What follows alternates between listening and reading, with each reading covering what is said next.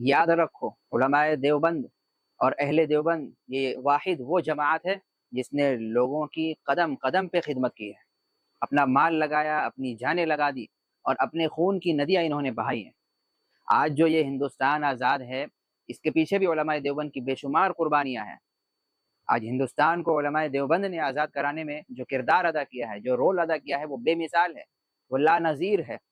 آج ہندوستان سے علماء دیوبند نے انگریزوں کو کس قدر بھگایا تھا، کیا وہ دن تم بھول گئے؟ کس قدر انگریزوں کے ساتھ انہوں نے مقابلہ کیا، انہوں نے انگریزوں کے ساتھ کس طرح لڑائیاں کی، اور ان کو بھگا کر اس ہندوستان کو انہوں نے آزاد بنا دیا۔ آج ہم اور آپ آزادی کے ساتھ اس ہندوستان میں جی رہے ہیں، اس ہندوستان کے اندر، اس کی سرزمین پر سانس لے رہے ہیں تازگی کے ساتھ۔ تو یہ علماء دیوبند کی بھی اس میں قربانیاں ہیں۔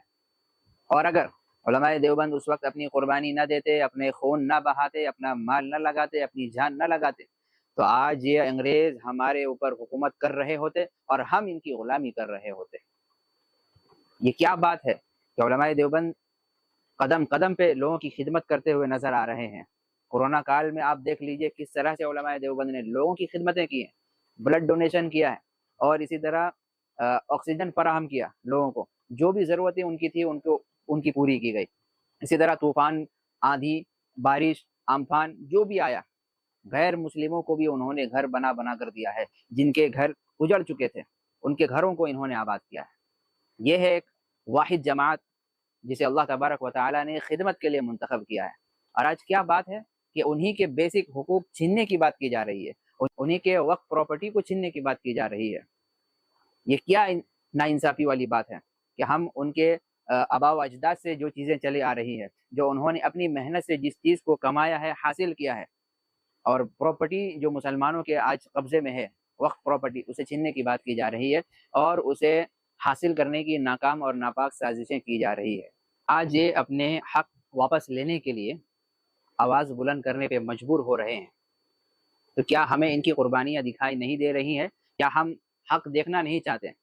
اور اسی طرح وہ لوگ جو علماء دیوبند کو گستاخ رسول کہتے ہیں، جو علماء دیوبند کو نافرمان کہتے ہیں، کافر کہتے ہیں، ان تک بھی یہ پیغام پہنچ جائے کہ یہی وہ جماعت ہے جس کی بنیاد پر آج ہم اور آپ سکون سے سانس لے رہے ہیں، کہ تم ہماری 4 کتابیں نکال کر دکھاتے ہو اور اس سے گستاخی کا پہلو نکالتے ہو، لیکن میں دعوے سے کہہ سکتا ہوں کہ میں تمہاری 200 سے زائد کتابوں سے گستاخیاں ثابت کر سکتا ہوں۔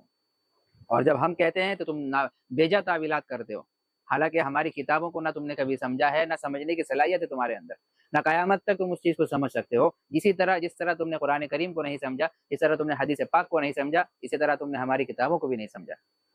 اور یہ کہا جاتا ہے، یہ جو تحفظ اوقاف کے سلسلے میں جو پروگرام رکھا گیا دہلی کے اندر اندرا گاندھی اسٹیڈیم کے اندر، تو اہل بدعت حضرات کہنے لگے کہ تمام گستاخ رسول ایک جگہ جمع ہو گئے۔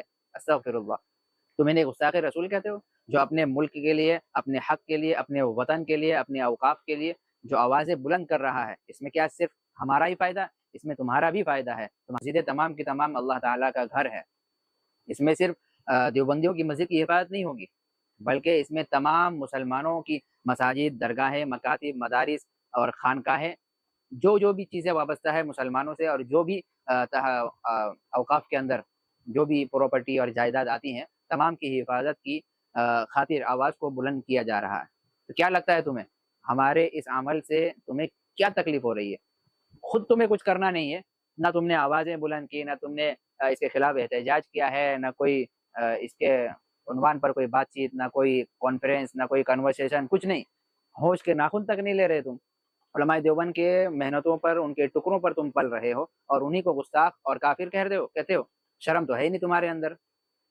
تمہارے امام نے فتویٰ دیا تھا نا کہ انگریزوں سے جو ہے جہاد نہیں کرنا ہے، بلکہ ہمارے جو علماء دیوبند تھے، مولانا حسین احمد مدنی، انہوں نے انگریز کے خلاف عدالت کے اندر فتویٰ دیا تھا کہ ان کی جماعت میں شامل ہونا بھی حرام ہے، حرام ہے، حرام ہے۔ یہ فتویٰ ہمارے علماء دیوبند کے ایک فرد واحد نے دیا تھا۔ تو قربانی ہماری اور کھانا پینا تمہارا، لہذا باز آ جاؤ اپنے ان لفاظی سے، اور کفر کے جو فتوے چلاتے ہو، جو مشینیں چلاتے ہو، اس مشین کو بند کرو۔